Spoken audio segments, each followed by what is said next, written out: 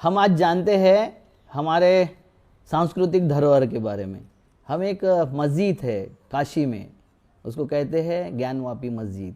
वो महाराजा ज्ञान सिंह राणा के नाम से है। अकेली मस्जिद है, पूरे हिंदुस्तान में अकेली मस्जिद है जो हिंदू राजा के नाम पर थी, नाम पर अभी भी है, वो ज्ञानवापी कहते हैं उसको।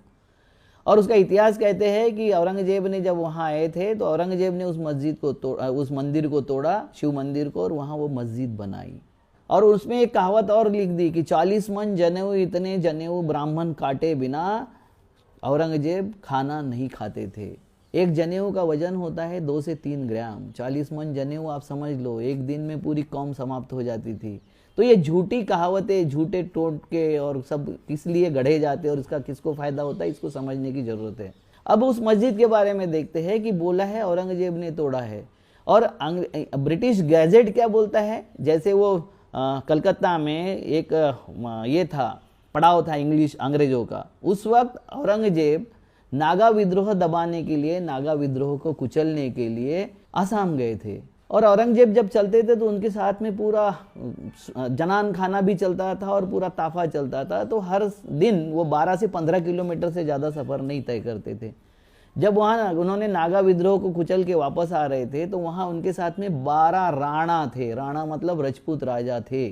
वो उस वक्त की लड़ाई कोई हिंदू मुसलमान लड़ाई नहीं थी, वो राज्य की लड़ाई थी, सल्तनत की लड़ाई थी, सत्ता की लड़ाई थी।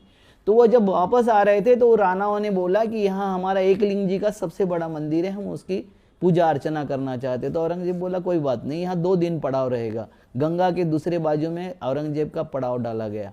और ये राजाओं की रानियाँ अपने दासियों के साथ में शिवाभिषेक करने के लिए वहाँ पहुँच गई। शाम को पता चला अभिषेक के आते वक्त कि कच्छक की महारानी और उसकी दोनों दासियाँ गायब है, वो कहीं दिख नहीं रही थी कहीं। तो उसको खोजना शुरू हो गया और खोजते खोजते रात हो गई। जितने वहाँ पुजारी थे उसको कॉर्डन करके लाया गया औरंगजेब के सामने, पूछा गया, उन्होंने कुछ नहीं बताया। किसी हेर ने, औरंगजेब के हेर ने बताया कि इस मंदिर के नीचे तहखाना है। जब तहखाने को खोला गया सुबह तो वहाँ रानी की लाश और दोनों दासियों की लाश विवस्त्र अवस्था में पड़ी हुई थी। उनके साथ में जोर जबरदस्ती करके उनको मार डाला गया था।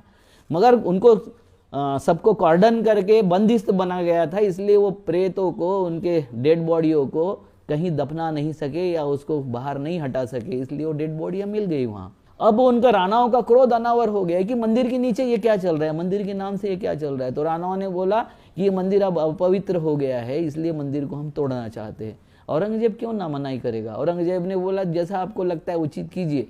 उन्होंने वो तोड़ दिया और वहाँ मस्जिद तामील हो गई। राजा ज्ञान सिंह राणा ने वो मस्जिद, कच्छ के राणा ने वो मस्जिद तामील की।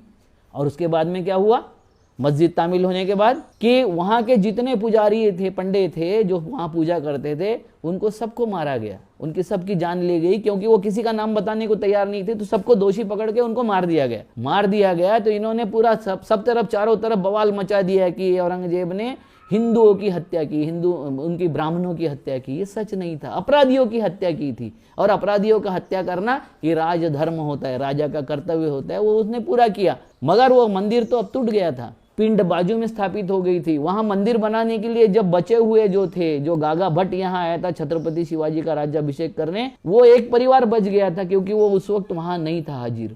तो वो परिवार ने फिर मंदिर बनाने के लिए जब राणाओं से, वहां के राजाओं से, जनता से चंदा मांगना शुरू किया तो कोई चंदा देने को तैयार नहीं था। बोल रहे थे तुम अत्याचारी, अन्यायी हो, वहां मंदिर कुछ नहीं बनाएंगे।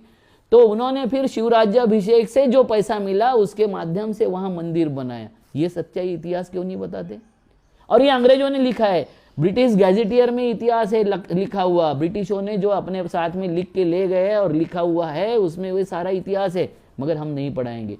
अंग्रेजों ने भी इस देश को बांटने का इतिहास बनाया। जैसा यहाँ की इस संस्कृति ने वो इतिहास बनाया वैसा अंग्रेजों ने भी किया, क्योंकि अंग्रेजों ने इतिहास लिखा, मुगल कालीन इतिहास, हिंदू राजाओं का इतिहास, और खुद के बारे में क्रिश्चियन इतिहास नहीं लिखा, वो ब्रिटिश कालीन इतिहास लिखा। ये इतिहास को जो बांटने की परंपरा उन्होंने शुरू की, वो परंपरा अभी तक शुरू है, और जिसके माध्यम से यहाँ विभाजन इस कगार पर आ गया कि एक दूसरे के दुश्मन के तौर पर सारी कम्युनिटियाँ खड़ी हो गई है। ये देश का बहुत बड़ा दुर्भाग्य है। हमको देश का सच्चा इतिहास समझने की आज जरूरत है। नमस्कार।